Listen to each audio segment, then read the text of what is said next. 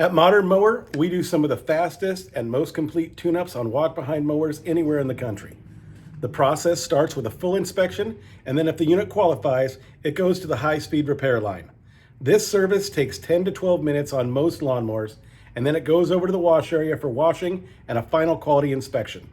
Any additional add-on items like belts and blades are indicated by the colored square cardboard tags added to the handle. The process for each machine setup are a little different, and you can take a look at the variations guide for things like oil capacity and order of operations for each type. Even though these machines have already been inspected and cleared, we start with a safety check and verify the diagnostic. Is verify the diagnostic. We pull the air, we check the oil, make sure that the oil's okay. It's perfect. We pull off the air cleaner.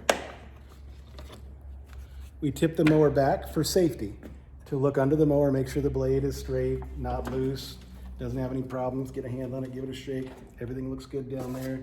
Shields are okay. Blade doesn't look like it has any interference problems. And then we're going to give it a spray and see if it'll start. Starting and dying is a tune-up.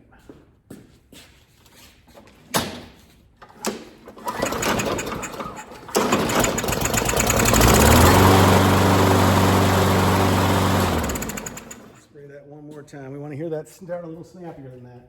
Probably fine, but that was a very slow start. Now, one of the things that slows these ones down, though, and they can trick you just a hair, is they have the automatic choke. And the automatic choke opening up can cause them to start a little slower.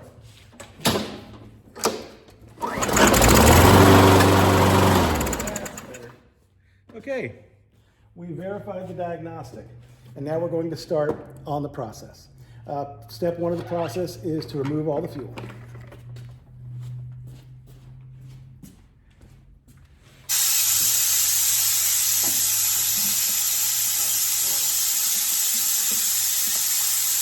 Because we're using a camera here, I'm having to switch sides back and forth. Normally, I would start on this side and wouldn't have to do the walking around. Any place I can save time, I do. The fuel is being removed. While the fuel is being removed, let's pull the spark plug and get a look at it. Again, walking around from side to side is a function of being on camera. It's normally a little faster than this even.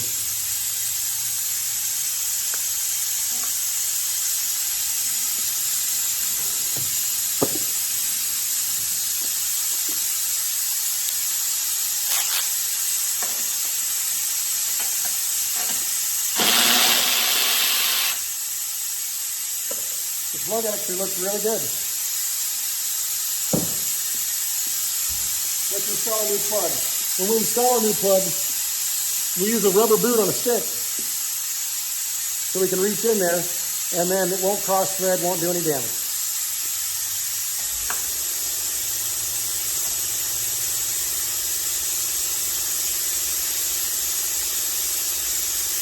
Once we get 2 or 3 turns on that spark plug, we stop with the boot and we switch back to the next.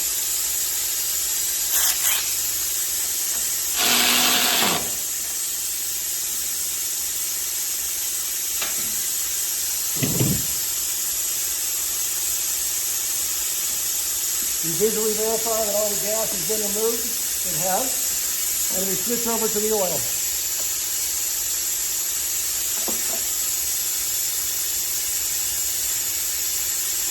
The way you hang this can greatly affect how well it's plugged out, so we want to get it caught on something. And then we'll start removing the carburetor.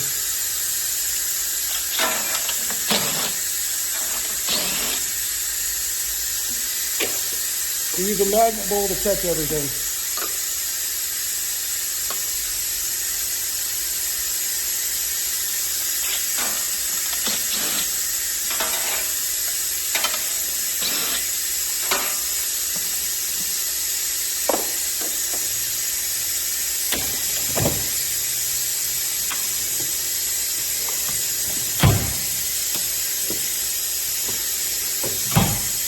Fuel line comes off.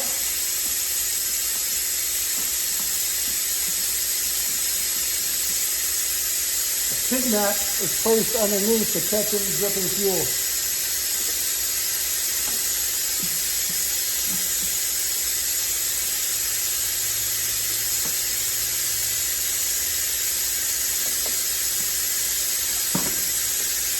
fuel clamps are taken off the line and used on this next piece of line.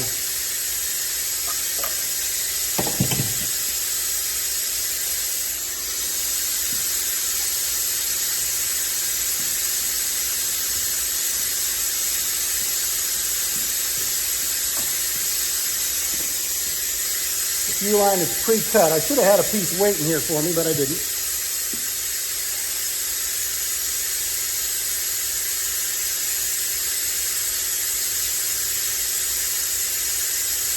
That's ready to go.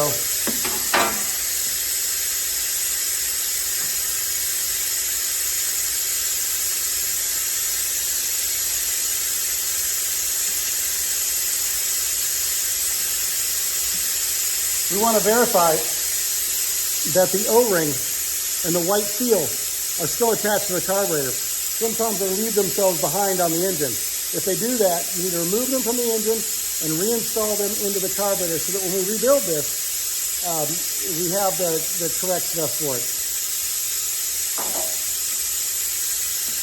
Once the oil is pulled out, we'll drop new oil in. It should be done by now. We'll drop new oil in it, exactly 535 milliliters of oil, and the level will be perfect.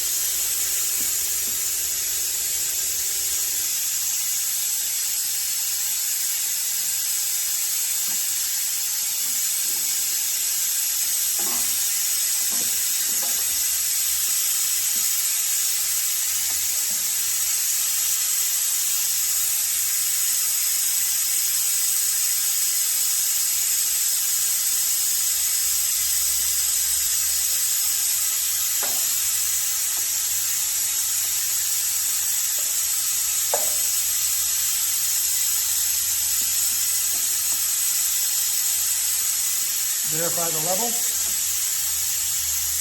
Absolutely perfect. And now we'll get the new carburetor. All right, let's install the carburetor. I've already got the fuel line attached. You want to put the fuel line first because it's difficult to get a piece of fuel line in there once the carburetor is installed. So step one is let's do the main linkage here. We want to make sure that this is all intact. The white is still there and that O-ring is inside and it's not stuck on the mower. And then install the choke.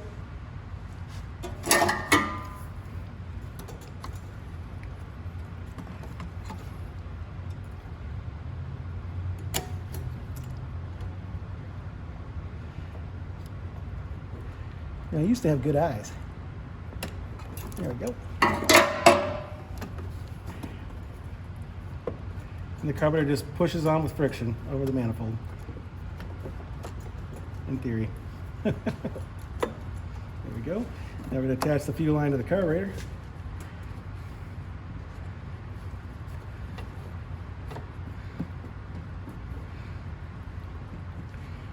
And attach the pump.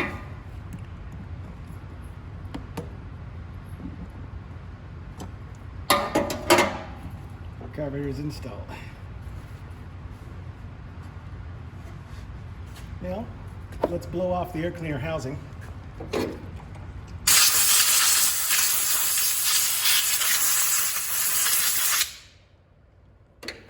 install the housing. We want to make sure this gets onto this. I put a finger behind it to add tension and make sure it lines up and gets into their square.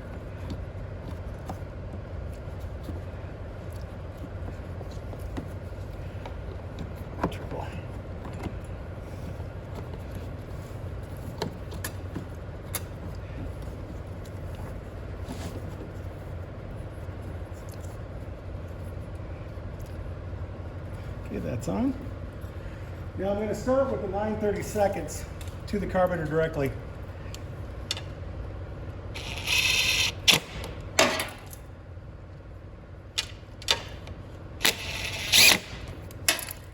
And then the 5/16 that hold the air cleaner assembly to the frame of the engine.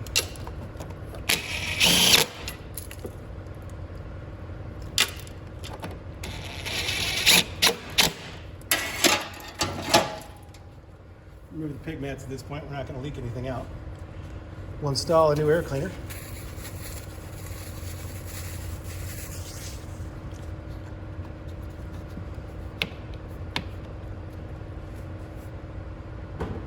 Blow off the rest of the housing cover.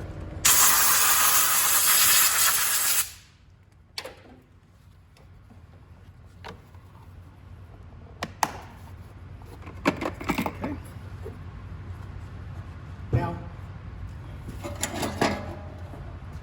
we're going to take some silicone spray and we're going to spray the bales up top. We want to lubricate the bales and cables at the hinge points, and at the cable where it goes in, we pull it to get maximum out, and then we'll spray this down to that, and we'll move this in and out a few times, and the same thing with this one. So what I like to do is pull these out just a hair and hit them. Drop back in, pull it out just a little bit and hit it. Pull the cable back, spray the cable, bring it in and out, spray it again, and the same thing down below here. We do the same thing on the other side with the other two pivot points. What that does is prevent squeaking, and then we'll blow all this off with compressed air to get the oil and wipe it down. We are going to start this engine, add fuel, start this engine and test it. Before we do, we need to know that we're going to adjust the RPM once we get it started. To do that, we're going to use a small spring clamp to clamp the handle so it'll stay running, and then we're going to adjust the RPMs to the RPM specified. The engine here has a bending link in order to adjust the RPMs of the mower. So what you do is underneath the fuel tank here, there's a metal tab right here that you bend forward for high, to make it go faster, bend it backwards to make it go slower. I'll zoom in on that so you can see that. It's this tab right here. And when you adjust it, you simply bend it. So you grab it up high and you tip it forward to go faster or backwards to go slower. Now that we've got the top side complete and we previously inspected the bottom side for safety, let's add some fuel and see how this runs. See if we did our job.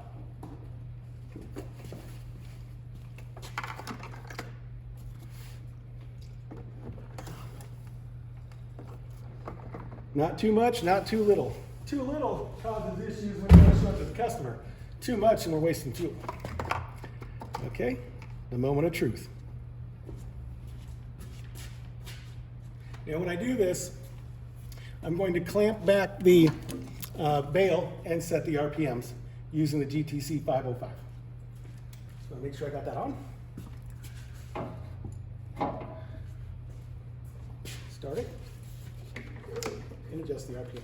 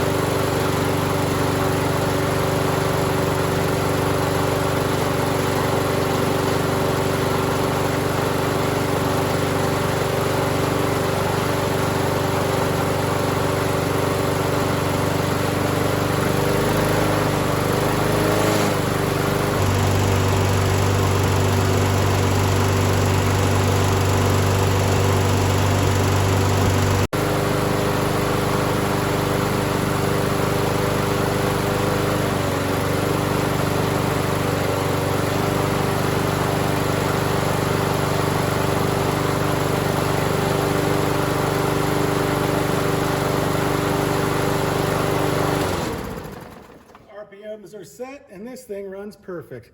Now we're going to move on to the bottom side of the mower.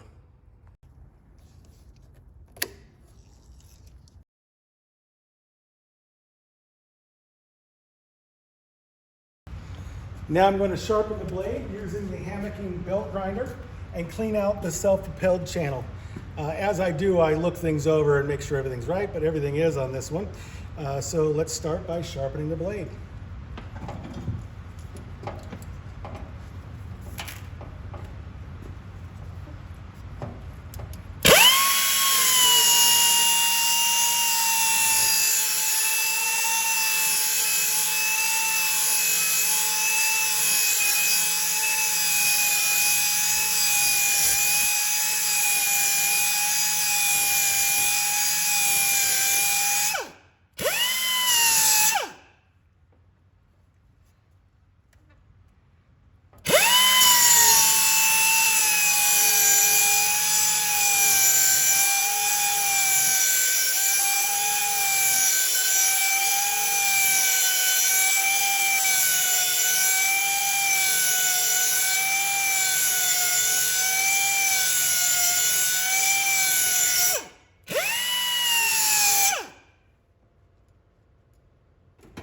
Now let's clean out the self-propelled channel.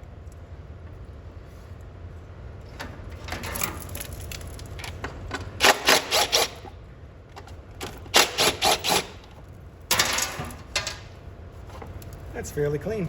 There's a little debris in there. I pull up a little bit on the top and blow it out here.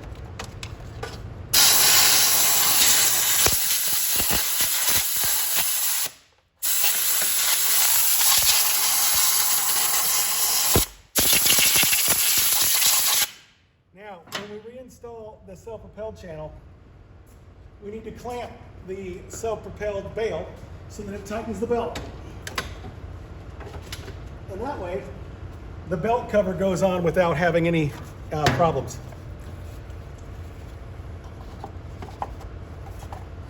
If we didn't tighten that bail, this could potentially pinch the belt down.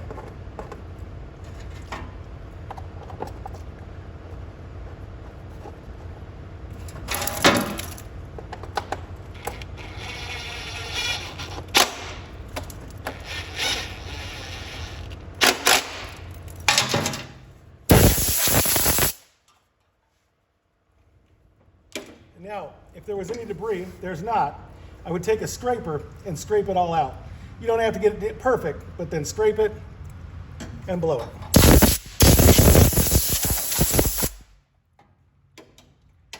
Bottom side is complete, top side is complete, bails have been lubricated, self-propelled channel is cleaned out. This mower is ready to go home. Ideally, this whole process takes approximately 10 minutes.